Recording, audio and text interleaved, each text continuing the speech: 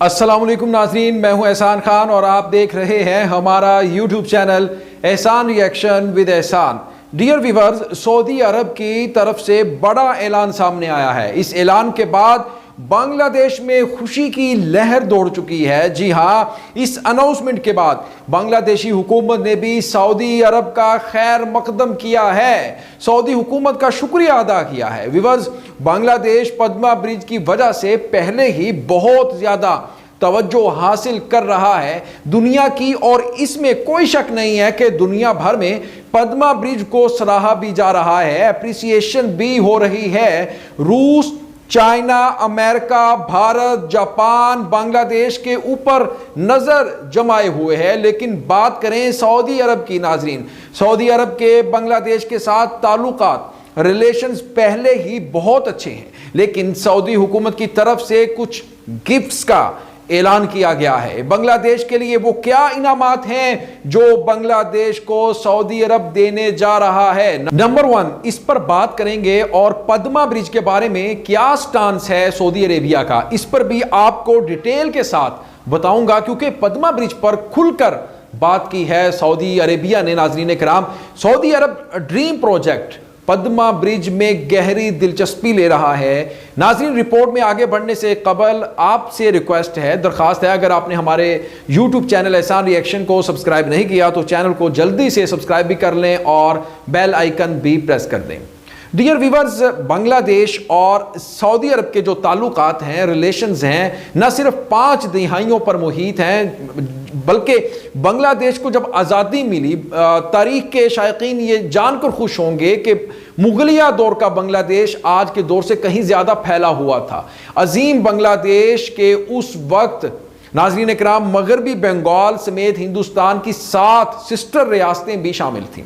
یہ اس وقت ہندوستان کی سب سے زرخیز اور امیر ترین ریاست تھی، اسٹیٹ تھی۔ اسی لیے انگریزوں نے ابتدا میں کلکتہ پر قبضہ کیا، اور میں آج تاریخ کی گہرائی میں نہیں جانے والا، لیکن صرف یہ کہنا چاہوں گا کہ بنگلہ دیش کے عظیم سلطانوں کے سعودی عرب کے ساتھ گہرے تعلقات تھے، بہت ہی اچھے ریلیشن تھے، جنہیں اس وقت حجاز مقدس کہا جاتا تھا۔ عظیم بنگلہ سلاطین غیاث الدین اعظم شاہ نے مکہ مکرمہ میں مشہور مدرسۃ البنگالیہ تعمیر کیا، اور انہوں نے مسجد نبوی شریف کے قریب عالمی شہرت یافتہ مدرسہ حسن العتیق تعمیر کیا اور اس کی سرپرستی بھی کی۔ میرا یہ سب بتانے کا جو مقصد ہے نا ویورز، بنگلہ دیش کے سعودی عرب کے ساتھ اچھے تعلقات کو ہائی لائٹ کرنا ہے۔ یہی وجہ ہے کہ 25 لاکھ سے زیادہ بنگلہ دیشی سعودی عرب میں کام کر رہے ہیں۔ ناظرین، اب میں آپ کو بتاتا ہوں کہ سعودی عرب نے پدما برج کے بارے میں کیا کہا ہے، اور اس کے بعد میں آپ کو بتاؤں گا کہ کون سا بڑا اعلان کر دیا ہے سعودی حکومت نے۔ جی ہاں، بنگلہ دیش کے لیے ویورز، سعودی عربیہ نے کہا ہے کہ پدما برج غیر ملکی انویسٹرز، انٹرنیشنل انویسٹرز کے لیے ایک آنکھ کھولنے والا منصوبہ ہے۔